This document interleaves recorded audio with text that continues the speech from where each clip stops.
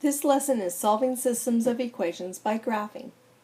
Take out your guided notes for this lesson and follow along as you watch this video.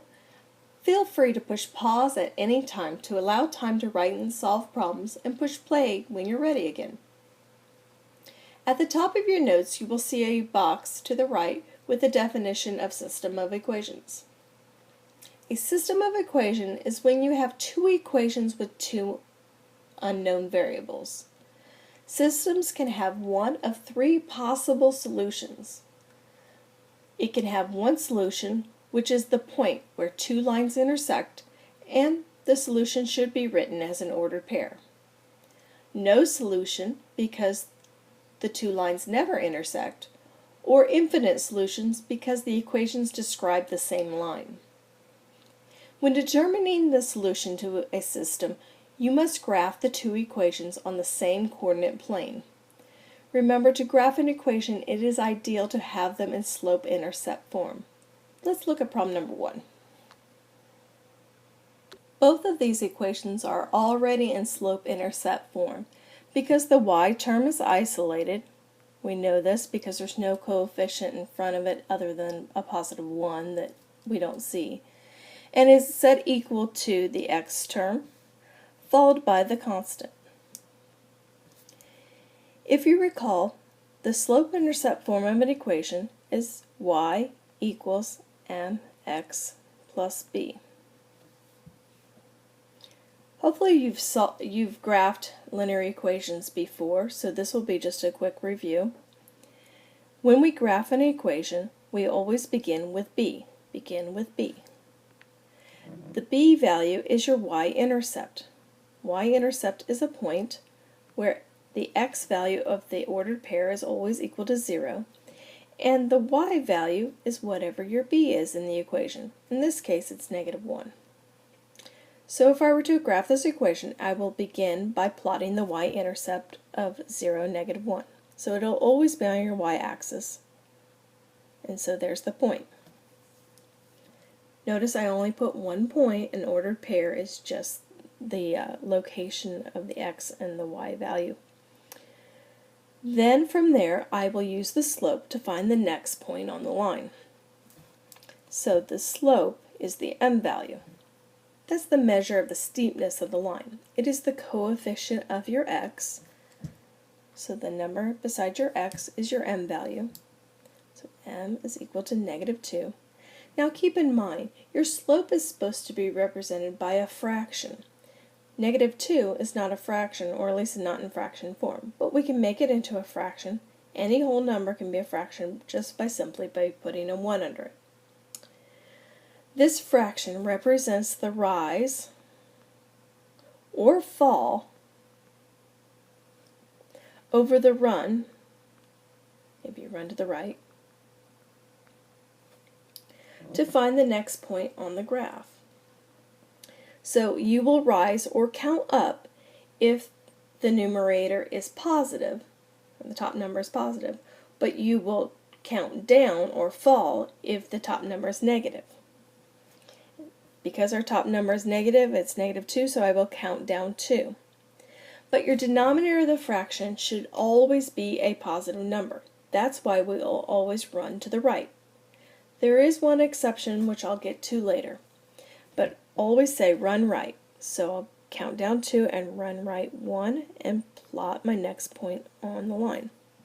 I can use that slope and continually follow that pattern to find all the other points on that line. I count down 2 over 1, and you can see that point would also have to be on the line. And then I'm ready to connect my dots to draw my line. Now I want to make a few points about when you draw your line. One is you definitely want to use a ruler when you're doing systems. Your goal is to find these two lines where they intersect, so accuracy is so important when you draw these lines. Draw them as straight as you can. Even with a ruler, they can sometimes be off a little, and you'll have to redraw them again. Also, when you draw your line, I strongly recommend drawing the line past the coordinate plane. So let me show you what this one should look like. So you see here I've drawn my line and I extend it beyond the edges of the coordinate plane. Also notice I put arrowheads on the ends. That is important. On the Algebra ECA, there is a line segment tool and a line tool. You are drawing lines. Lines continue on forever. That's why the little arrowheads are on each end to let you know that they continue forever. If you choose the line segment tool, it'll just be a straight line, no arrowheads, and you will get the problem wrong on the ECA. The next step after you graph one line is to graph the other equation on the same coordinate plane. So let's start over with the second equation. Once again, I will begin with my b value. So my b value on my second equation is positive 2. So I will plot that on my y-axis, positive 2. Then I look for my slope. The slope in this equation, the coefficient of x, is negative 1 over 2. Notice that the negative sign is off to the side. So what does that negative go with, the 1 or the 2? Hopefully you said 1. Negatives never belong in the denominator of a fraction. So this means that we will fall, or count down 1, and run, we'll run right, 2, to find the next point on the line. So if I count down 1 and run right 2, that's the next point on the line, and I can continue the pattern as many times as I can. Down 1 over 2, run right 2. Go. You only need 2 points, but it's really a good idea to go ahead and plot 3 points to try to get that line as straight as you possibly can. Now I'm going to draw my line. Remember to extend it beyond the coordinate plane, just like that. So the solution to this system is a point. It's the point where these two lines intersect, right here. Now plotting the point is not enough to state what the solution is. You do have to state it as an ordered pair. So a point is always written with a set of parentheses with a comma, and the first number is your x value and the second number is your y value. X comes before y in the alphabet, so does it in an ordered pair. So our x value is negative 2. And our y value, look across on the y-axis, is equal to positive 3. So the solution to this system is negative 2, 3. It is the only point that will work in both equations. If I were to substitute negative 2 for x in either one of those equations, I will get 3 as an answer for y. Let me show you. Let's test this and make sure. If I take y equals negative 2, and I'm going to replace this x with the negative 2 here, minus 1, and I simplify the expression, negative 2 times negative 2 is equal to positive 4, and take away 1.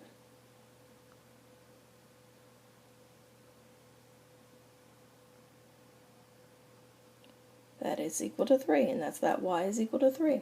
So there I just proved my answer. And I could even take that negative 2 and plug it into the second equation, and I should get positive 3 as an answer again. So that's how you find the solution to a system of equations. Let's practice another one together. Looking at problem 2, we need to first ask ourselves, just like before, are the two equations in slope-intercept form? So are they in y equals mx plus b form? Well, let's take a look. So the first thing we're looking for is our isolated y. Isolated y, good. Then followed by our equal sign check. Followed by our x term. Uh-oh, where's my x? There is none. So what happens? Whenever you have an equation that has only one variable, these are equations of either horizontal or vertical lines. So a horizontal line will not have an x value. same with a vertical line, will not have a y value. Let me show you. Another way to write y equals -1 is y is equal to 0 x's, because there's no x term in the equation, minus 1. So if I plot the point -1 on my y-axis, because that is my b value, and then if I do not rise anything or run anything, well, how do I graph it? And also, how do I know? Is it horizontal or if it's vertical? Give you a quick trick to remember this. Whenever you see only one variable in an equation, immediately ask yourself, why me? The word why is to help you remember the letter Y. What's Charlie Brown doing when he says, why me? He extends his arms far out. You've probably done that before, where you extend your arms out, palms up, and said, why me? This is to help you remember if an equation of a line only contains the variable y, your line will always be horizontal. So if I plot my -1 again, the equation of this line should be horizontal. Just like so. If the equation of the line only contained an x, then the equation of the line is of a vertical line. You would plot the x point on the x-axis and then draw your vertical line straight through it. So that's a way to help you remember what to do when you only have one variable. Now remember, if an equation has both an x and a y variable, the line will always be a diagonal line. It will always be diagonal, never vertical or horizontal. So I would write that in your notes, at least off to the margin somewhere next to this problem, just to remember what to do with only the when the equation only has one variable. And I need to draw my line again for you. And then we'll be ready to graph the second equation. Look at this second equation. Is that equation in y equals mx plus b form? Y equals, there's my x term, there's my y term. Hey, everything's here. So where do I begin? I begin with b, your constant. So plot that point on the y-axis and then use the slope to find the next point on the line. So the slope is equal to, what is it? Remember, the slope is the coefficient of x. So the number in front of x. Well, I don't see a number. Remember that all variables have coefficients, and if you do not see it, it's equal to 1.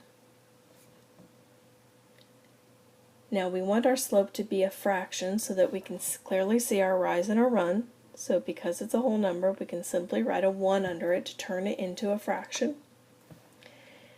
Because the top number is positive, that means we will rise or count up 1, and we will run to the right. Run right, RR. So from our y-intercept, I'll count up 1 and run to the right 1 and plot my next point. I can use that slope over and over again to find the next point and the next point. And then I'll draw my line. So to find the solution, I look for the intersection of the two lines. And you notice that my intersection, I can see where it's at now. It's slightly off, just a hint off to the side from where the lines on the coordinate plane intersect with one another. You wanted the two lines to intersect on the grid lines as much as possible to find that solution. Okay, so there's my point. I'm not done yet. I do have to write the ordered pair for that solution. So my x value and then my y value. So if I look on my x-axis from that point, looks like I'm at -2. And look across on my y-axis is at -1. So -2, -1 is my solution to problem number 2.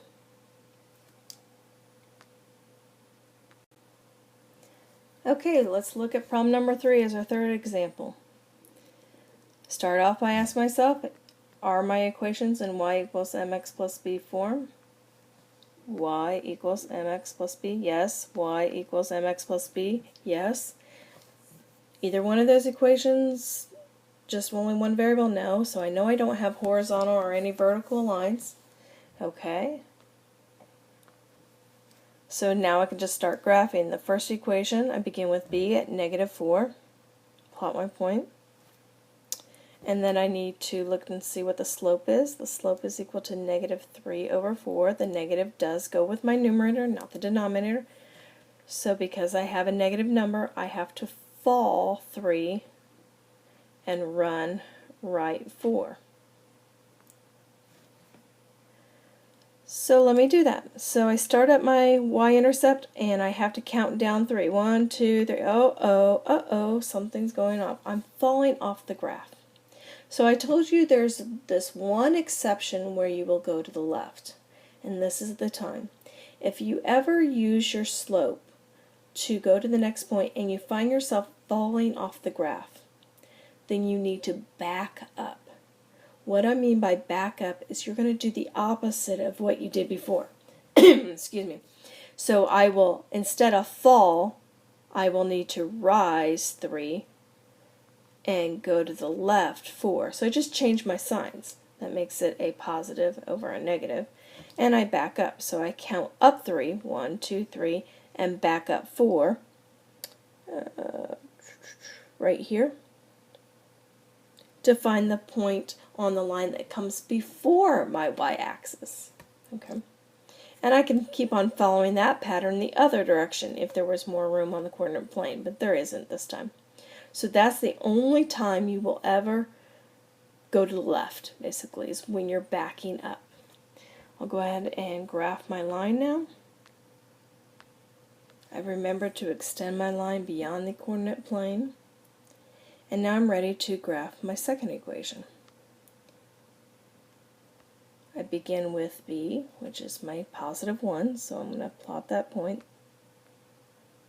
There we go. Use my slope. Slope is equal to 1/2. So I'm going to rise because it's a positive, and then run to the right 2. So there's my next point on the line. Now I need to connect the points together and draw my line, extending it beyond my coordinate plane. You'll be using a ruler. What you can do to try to make these lines as accurate as possible is place your pencil on those points and use the ruler to butt up against it. You don't want to even be off even just a little tiny bit. But now I can clearly see where the intersection of these 2 points are. Looks like it's at that point right there. And I need to write my solution. The solution is a point, so I write the ordered pair. The x value is -4 and my y value is -1. So that's the solution to this system of equation. I want you to try number 4 on your own and try to see how far you can get. If you get stuck, then, while you're working on it, I want you to push pause, go and do the problem all the way through as far as you can get. But if you do get stuck, go ahead and push play and see where you were making the mistake and push pause as soon as you can fix that mistake, and go ahead and rework the problem and push play again until you can complete the problem all the way and see if you can get my answer.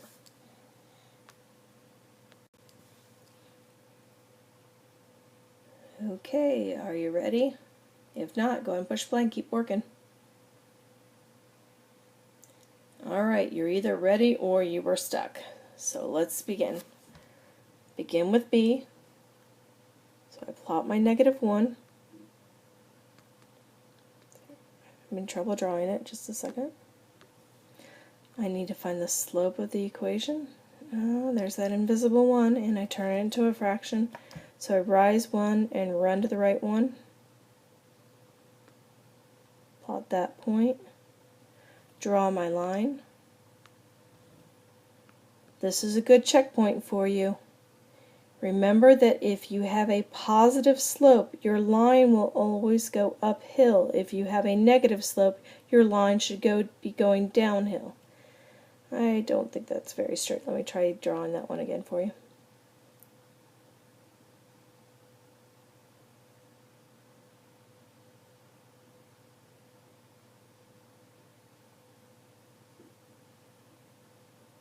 There we go. Alright, and then we're ready to graph the second equation. I'll begin with my b. My slope is equal to 1 over 4, so there's my rise over my run. I know some of you are thinking I can do this in my head, I don't need to write that off to the side, but until you do that accurately all the time, and remembering which is the rise and which is the run, then I would go ahead and write it off to the side. So I'll rise 1, count up 1, run 4, and plot my point. Wow, I'm plotting my point directly on the line. I almost don't even have to finish drawing the line, but I'm going to do it anyhow.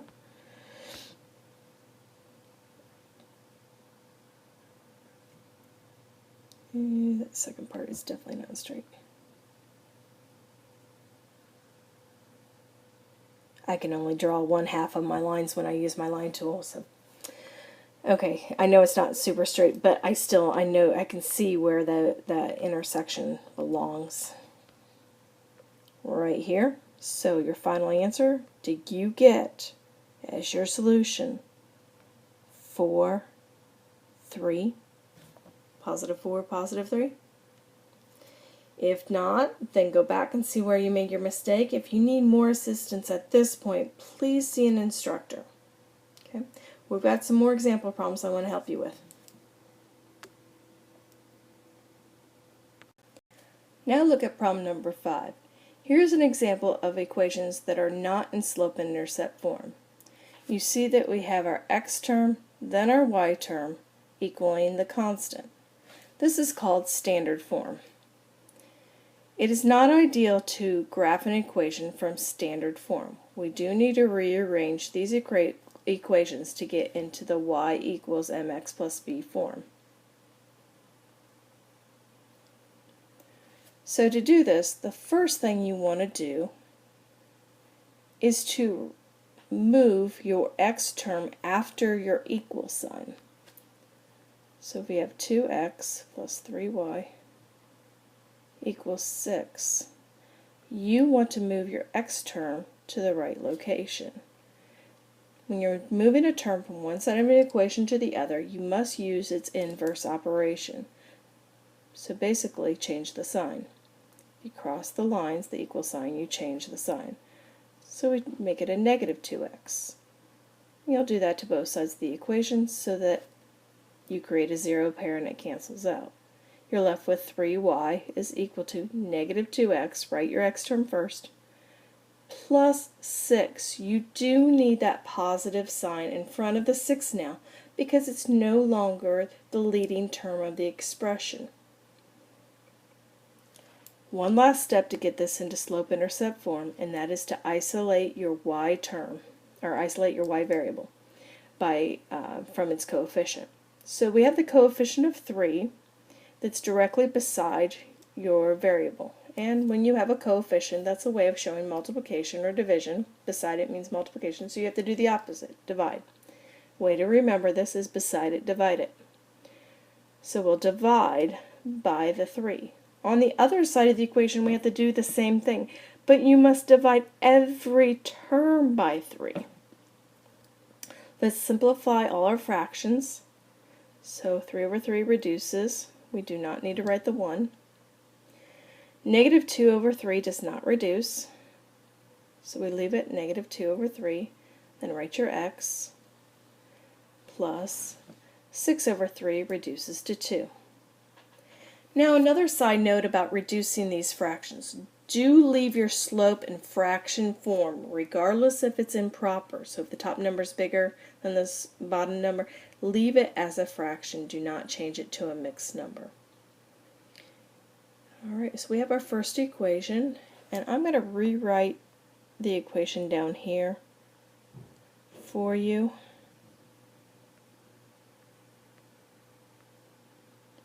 so that I can erase my work. Go ahead and push pause if you need some time to write down the work. You have a small margin underneath the problem where you can do it if you write small, but if you don't write small, you are more than welcome to get out a separate sheet of paper. Just make sure you attach it to your notes so that you know how to do these problems when you're looking back at your notes later. When you're done copying this down, go ahead and push play again. Alright, ready for the second equation. So we have 2x plus y is equal to negative 2. This is in standard form. We want to get in slope-intercept form. Start by moving your x term to the other side of the equation. This is a positive 2x, so it would take a negative 2x in order to move it to the other side. You're left with then y is equal to negative 2x minus 2. Notice I did not change the sign of the minus 2 because I did not change the side of the equation that it's on. I just scooted it down a little bit. So sliding, if it stays on the same side of the equation, you do not change the sign of it. It's only like the 2x term that we moved over to the other side, so we had to change its sign. Alright, we now have two equations that are in slope-intercept form and you're ready to graph. If you want to go ahead and push pause on the video and graph these and then push play and check to see if you did it correctly. Okay, I grabbed my two lines. The first equation, it crossed at positive 2 and it had a negative 2/3 slope. Because it has a negative slope, I do expect the line to be going downhill, and it is. In the second equation, it crosses at negative 2 and it also has a negative slope, so it should be going downhill. So that lets me know that I'm on the right track, and I see where they intersect right up here. Oops. Okay, and so your solution should be negative 3, 4. Alright, if you missed it, go back and look at my work and see where you went wrong. Did you remember to fall on those negatives? On both those negative 2's, you would fall and then run to the right. Let's take a look at problem number 6. On problem number 6, again, we have standard form. We need to get into slope-intercept form. So the first equation, 2x minus y, is equal to negative 4. I need to move my 2x to the other side of the equation. Here I'm left with this negative y. Be careful, that sign does not go away in front of that negative yet. That's a common mistake I see students do. So I move my 2x to the other side as a negative 2x because I had to change the sign. Negative 4. Now I have this negative y. How do I get rid of the negative sign? If I have a negative coefficient, you simply divide by negative 1, because what that really is a negative 1. So I divide every term by negative 1. So my first equation in slope-intercept form is y is equal to negative over a negative is a positive. I'm going to go ahead and leave it as 2 over 1 for right now, even though I know it's just 2x. That way I have my rise and my run for my slope. And then I have a negative divided by a negative. You know you can't have a negative in your denominator, so a negative divided by a negative is a positive. 4 over 1. This time I would not leave it as in fraction form as whole number, because it is your y-intercept that you want to plot. So you're ready to graph the equation. You plot the y-intercept of 4.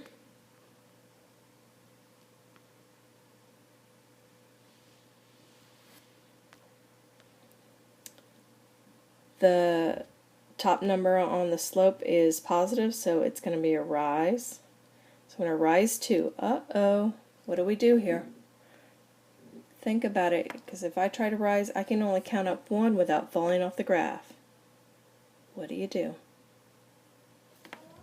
You do the opposite. So you just change the signs. So instead of going rise, we're going to fall. Do the opposite.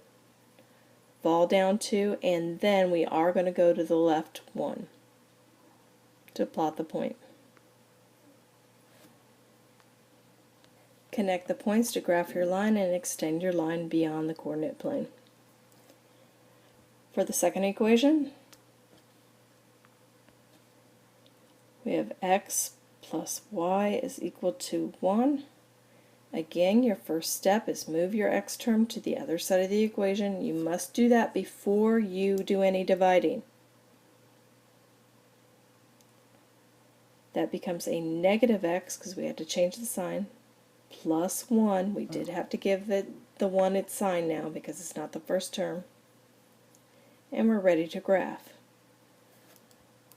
The y-intercept is positive 1. Oops, that's not positive 1. There's positive 1. The slope is equal to negative 1 over 1. So there's that negative 1. If you have a negative sign, there's still that invisible 1. To change it into a fraction, but just put a 1 under it. That means you have to fall instead of rise, but you still run to the right.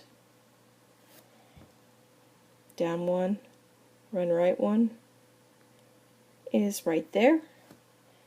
And now we're ready to draw your line. Oops.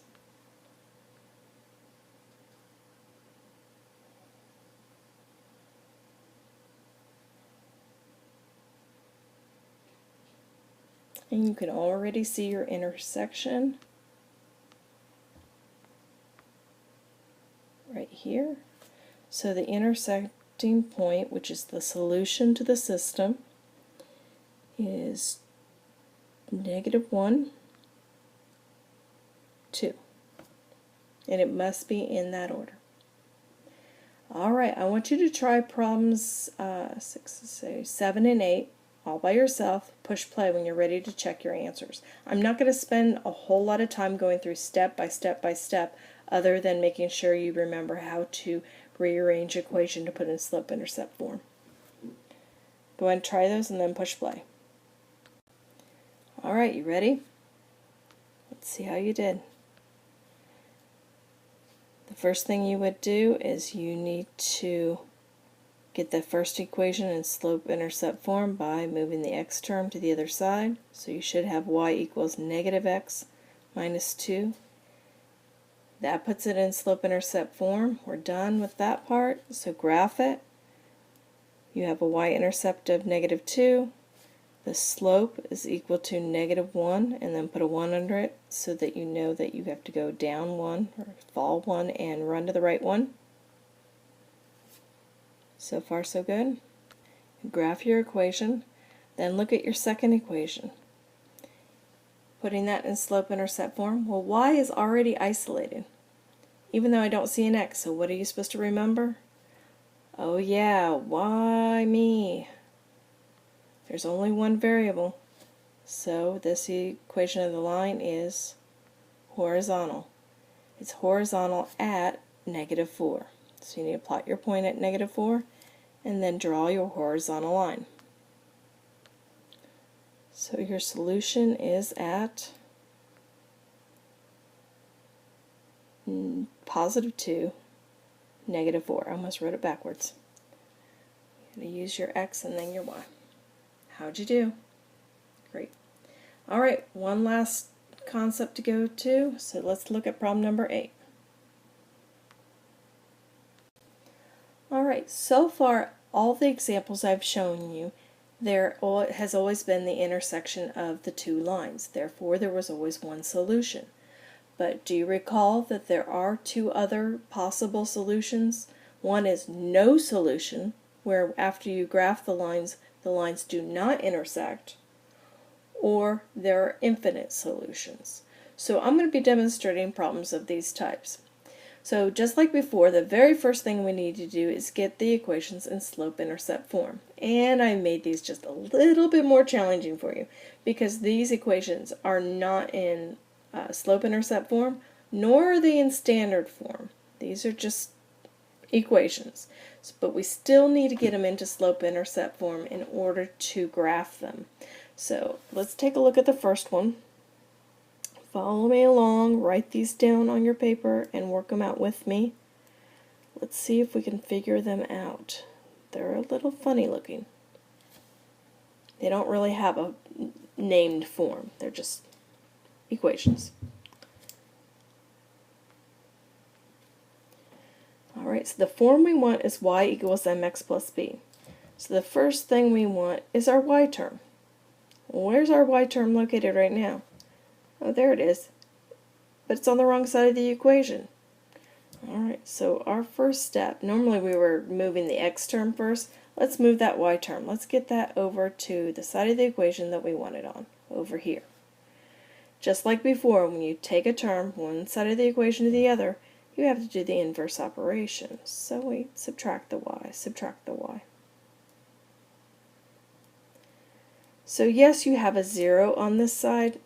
0 minus y, you can just write minus y, because that 0 on the left side was just like a placeholder. They couldn't just put nothing there, so 0 is another way of saying nothing.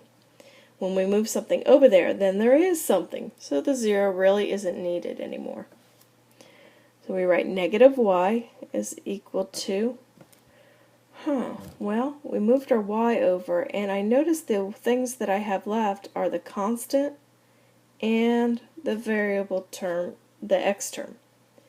Well, they're on the side of the equations that I want them to be, but I want my constant to be over here and my x term to be here. I can turn those around. That's okay. I can rearrange it like this, but I do not change the sign. Why not? Think about it. You only change the sign of the term if you are moving it to the other side of the equation. But you do not change the sign if they're staying on the same side of the equation. You can rearrange terms, but you just don't change their signs. Alright, we're almost done. Our y is not isolated yet. We have this coefficient of negative 1 there. So you do have to divide every term by negative 1. And we get y is equal to, how do we simplify this? X over negative 1. Well, remember that x, there is a 1 beside it. And we're never allowed to leave a negative on our denominator, so a positive divided by a negative is just a negative 1. And you can leave it as, 1 over 1. But the only thing is, you definitely need to move that negative sign to the numerator of the fraction, x. I would leave it like that to make it easier for graphing. Yes, we do know that negative 1 divided by 1 is just negative 1. And then for the constant, we have a positive 2 over a negative 1. Again, the negatives are not allowed to stay in our denominator, so we bring it up because a negative or a positive divided by a negative is negative. 2 over 1 is just 2. We do not need to leave the 1. Now the equation is in y equals mx plus b form, and you can graph it. So we graph the negative 2. We use our slope to count down 1 and run to the right 1. So far, so good.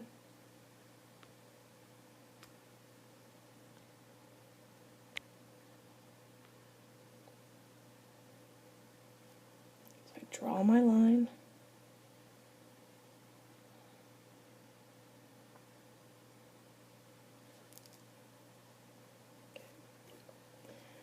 The second equation, change my pen color here so that you know which one I'm talking about. The second equation currently reads x equals 3 minus y. Again, I want my y term to be first. So I need to move that term to the other side of the equation. And because I moved it to the other side, I need to change its sign. So it's going to stay a positive y. I need an equal sign, and I'm ready for my x term. Well, look, my x term is right now on the left side of the equation. I need that one on the right side. So again, I change its sign to move it to the other side of the equation. A little confusing, I know. And we still have this constant of 3. It is on the side of the equation that we want it on, so it does not change its sign, but we do need to write it in, because it's not going to be the first term. So we have the equation y equals negative x plus 3. Ready to graph it? So it graphs at positive 3, or plot that point. The slope is equal to negative 1 over 1. So we count down 1 and to the right 1. And then draw your line.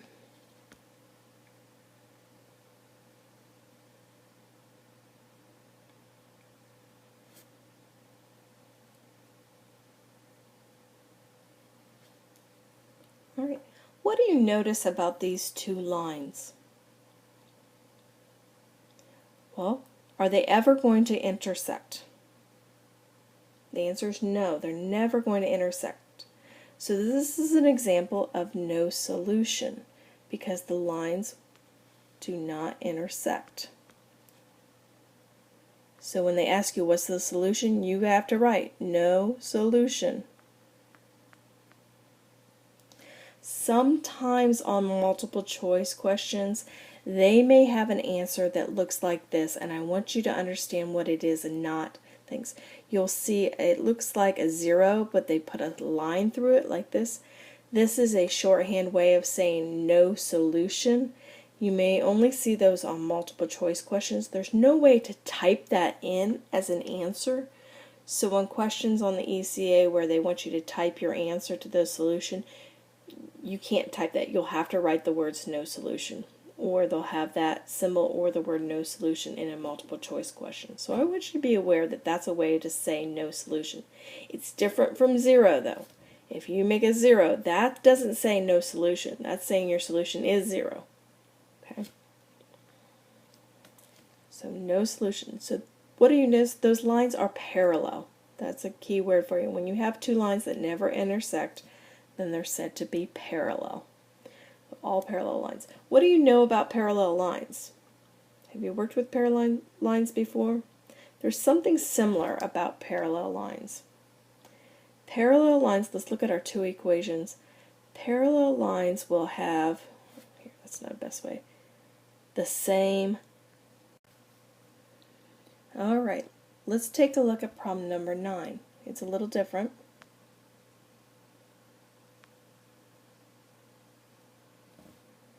In problem number 9, our first equation is in standard form, so we need to get it into slope-intercept form. Negative 21x plus 12y equals 48. I need my y term first. It's on the side of it. This 2x or 21x needs to move.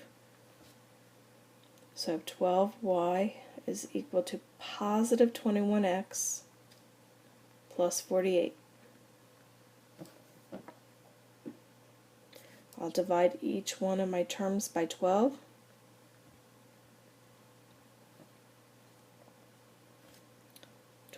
Twelve reduces to just 1, so it's just 1y. 21 over 12 does reduce. Do not change it to a mixed number though. If you're not that great with fractions, ask yourself, what's the biggest number you can think of that divides both 21 and 12 by? 2 doesn't work because both those numbers aren't even. What about 3? 3 goes into 21 and it goes into 12. 21 divided by 3 is 7. 12 divided by 3 is 4, so 7/4. I'm going to leave it as an improper fraction. Do not write mixed numbers.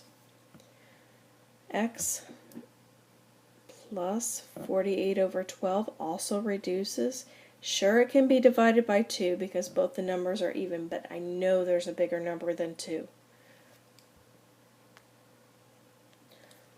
One shortcut to reducing fractions is always see if your smaller number can divide into your largest number. That will always be the biggest number that can divide into both if it does work. So 48, can I divide it by 12? Yes, it goes in, what, 4 times? And 12 divided by 12 is just 1. So it's 4 over 1 or just 4. Comes out even. And you're ready to graph that equation then. So I find my positive 4. My slope is 7 over 4. That means I rise 7. I'm going to be falling off the graph if I try to rise 7. So that means I need to back it up. So instead of rising 7, I'm going to fall 7. 1, 2, 3, 4, 5, 6, 7. And I'm going to go to the left because I have to back up 4. 1, 2, 3, 4. And that's where I'm at right now.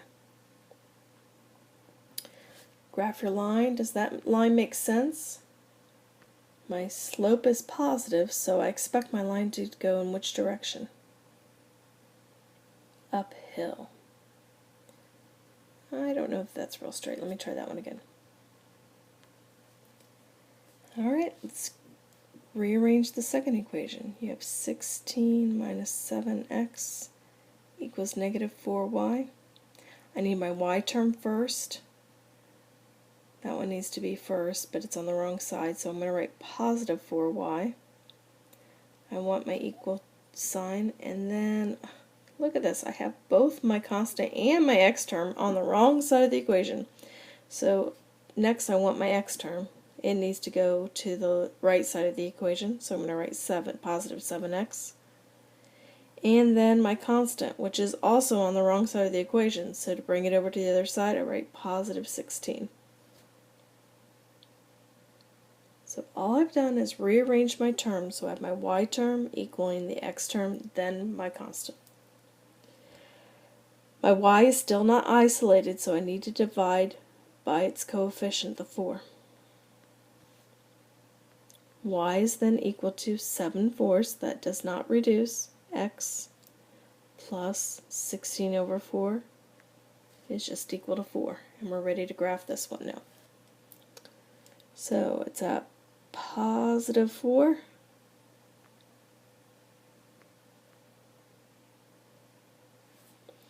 The slope is the same as the same slope before. I know I'm going to fall off, back up, go in there. Look what happened. Do you see how the equation of my second equation is laying right on top of my first? These equations are exactly the same. So if you ever have an equation that has the same slope and the same y-intercept, then this is going to be both equations are really the same, and this is an example of infinite solutions.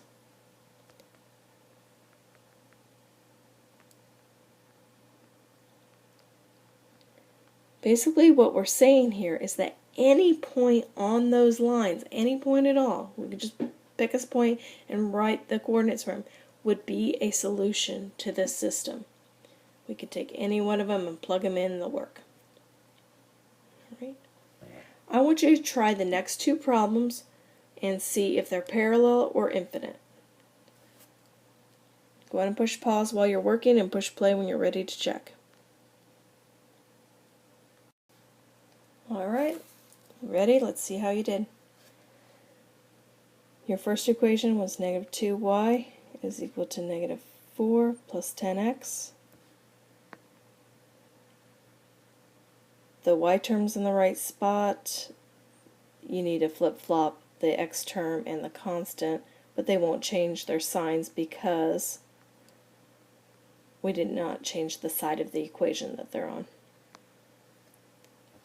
Then isolate your y by dividing every term by negative 2. So y is equal to negative 5x, because our denominator cannot be negative. 10 over 2 reduces to 5. You can have 5 over 1, that's fine.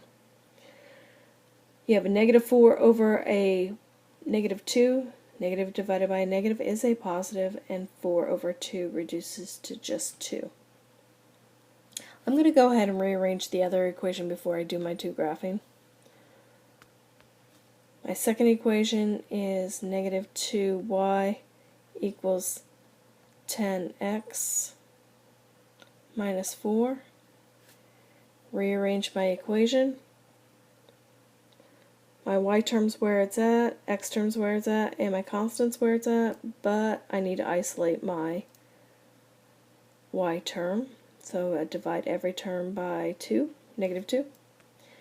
Reduce it, y is equal to, again, negative 5x. A negative divided by a negative is a positive. 4 over 2 is just 2. I can put a 1 under that. So just after rearranging these equations, what do I expect to get as a solution? Compare these two equations. Well, their slopes are exactly the same. So we know this is a special case. Which one is it? Is it parallel or infinite? Is it no solution or infinite solutions? Notice that our b values are also the same. If they're same, what's our answer? Infinite. We don't even need to graph to find the solution. Now we can prove it with the graph as well. If you graph those two lines, you'll find out that they are exactly the same. Let's try number 11. Last one. Alright, first equation, let's get it in slope and intercept form. You have x plus 4 equals y. Seems to me that we can just almost turn this equation, just flip it all the way around. But I'll go ahead and show you how that works. We need our y term on the other side of the equation. So we get negative y equals, these two terms go on the right side of the equation, so we need a negative x and a negative 4 because I had to change the sign. Everybody changed its side of the equation that it was originally on. And then we need to divide by negative 1. So y is equal to, a negative divided by a negative is a positive. So it's just x, or 1 over 1. And then a negative divided by a negative again is a positive. 4 over 1 is just 4. So notice this says y equals 1x, or it would be just like saying x plus 4. And our original part of the problem was x plus 4 equals y. Notice that the solution, or when we rearranged the equation, everything pretty much even stayed the same side when we were all done. So if you notice at the very beginning of the problem that you can just switch everything on one side and move to the, just switch sides of the equation, everything. You can do that one time just at the very beginning without having to change all the signs. So I could have just said, hey, I just want to turn this whole equation around, make it y is equal to x plus 4, and you would have been okay.